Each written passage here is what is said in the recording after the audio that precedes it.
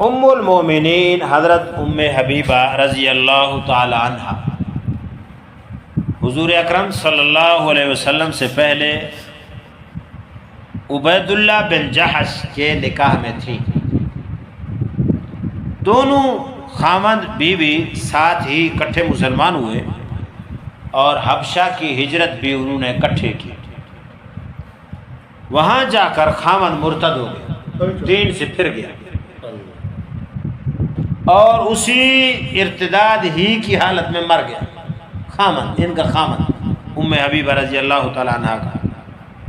حضرت ام حبیبہ رضی اللہ تعالی عنہ نے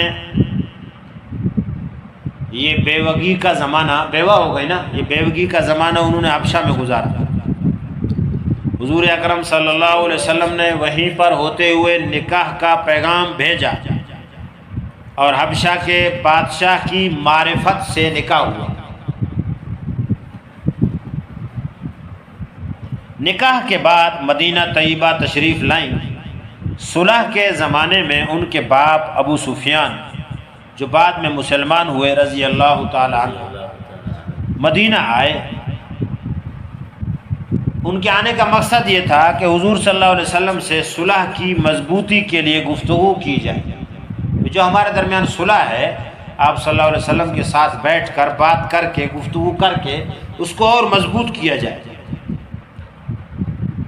ام حبیبہ رضی اللہ تعالی عنہ یہ حضرت ابو سفیان رضی اللہ تعالی عنہ کے ابو ہیں۔ حضرت ابو سفیان ان کے ابو ہیں، حضرت ام حبیبہ کے والد صاحب ہیں۔ وہ بیٹی سے ملنے کے لیے آئیں تو بستر بچھا ہوا تھا۔ آ کر اس بستر پر حضرت ابو سفیان بیٹھنے لگے تو حضرت ام حبیبہ رضی اللہ تعالیٰ عنہ نے وہ بستر الٹ دیا۔ تو آپ کو بڑا تعجب ہوا کہ میں اس کا والد ہوں، چاہیے تو یہ کہ یہ بستر بچھائے، میں آیا ہوں تو اس نے بستر کیا کر دیا؟ لپیٹ کے رکھ دیا، ایک طرف کر دیا۔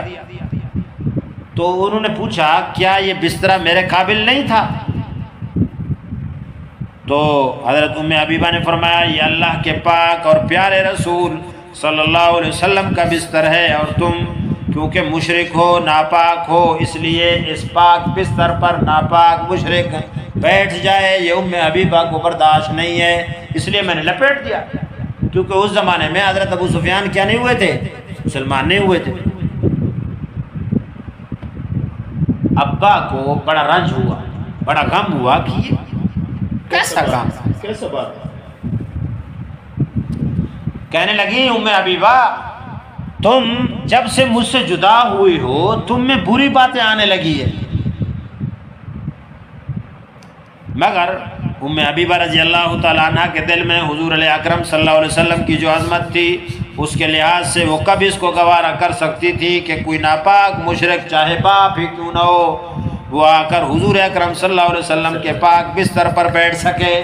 ہاں بابا توجہ ہے نہیں ہے؟ ہاں حضور اکرم صلی اللہ علیہ وسلم کی ذات پاک ہے۔ ایک مرتبہ حضور علیہ السلام سے چاشت کی 12 رکعتوں کی فضیلت جب حضرت ام حبیبہ رضی اللہ تعالیٰ عنہ نے سنی تو ہمیشہ پابندی سے ان کو پڑھنا شروع کیا۔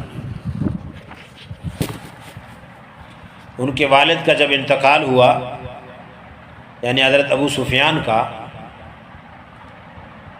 تو تیسرے دن خوشبو منگوائی اور اس کو استعمال کیا اور فرمایا مجھے نہ خوشبو کی ضرورت ہے نہ رغبت، لیکن میں نے حضور علیہ السلام کو یہ فرماتے ہوئے سنا کہ عورت کے لیے جائز نہیں کہ خاوند کے علاوہ کسی اور پر 3 دن سے زیادہ سوگ منائے۔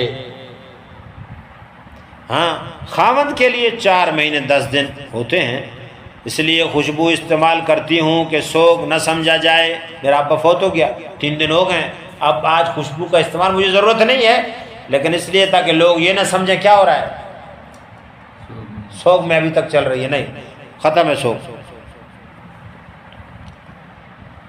جب خود اپنے انتقال کا وقت قریب ہوا تو حضرت عائشہ صدیقہ رضی اللہ تعالی عنہ کو بلایا اور ان سے کہا میرا تمہارا معاملہ سوکن کا تھا، کیا تھا؟ ایک خامد ہے ہمارا، ہم دونوں سوکن ہے نا، سمجھتے ہو، سوکن کا تھا۔ فرمایا کہ سوکنوں میں آپس میں کسی نہ کسی بات پر تمہاری تھوڑی بہت رنجش ہو ہی جاتی ہے، اللہ مجھے بھی معاف فرما دے اور تمہیں بھی، عائشہ تو بھی آج مجھے معاف کر دے، درگزر فرما۔ یہ سن کر کہنے لگی کہ تم نے مجھے اس وقت بہت سی خوشی پہنچائی، اللہ تمہیں بھی خوش و خرم رکھے۔ حضرت عائشہ کو بولا اللہ آپ کو خوش رکھے۔ اس کے بعد اسی طرح حضرت ام سلمہ رضی اللہ تعالیٰ عنہ کے پاس بھی آدمی بھیجا کہ ان سے جا کر کہو کہ وہ مجھے معاف کر دے۔ پاک باز لوگ تھے، سوکنوں کے جو تعلقات آپس میں ہوتے ہیں وہ ایک دوسرے کی صورت بھی نہیں دیکھنا چاہتے، اتنا زیادہ حالات کبھی کبھی کشیدہ ہو جاتے ہیں، مگر یہ اہتمام دنیا اور آخرت، اور یہ وہ لوگ تھے جن کو دنیا اور آخرت ان کے سامنے تھی، یہ نہیں چاہتے تھے کہ ہمارا آخرت میں ہمارے سر پر بوجھ رہے۔ اور حضور علیہ الصلوۃ والسلام کی محبت اور عظمت کا اندازہ تو اس بسترا کے معاملے سے ہی ہو گیا۔ بات سمجھ میں آئی بجا؟ اللہ تعالیٰ ہم سب کو سمجھنے کی توفیق عطا فرمائے۔ ہاں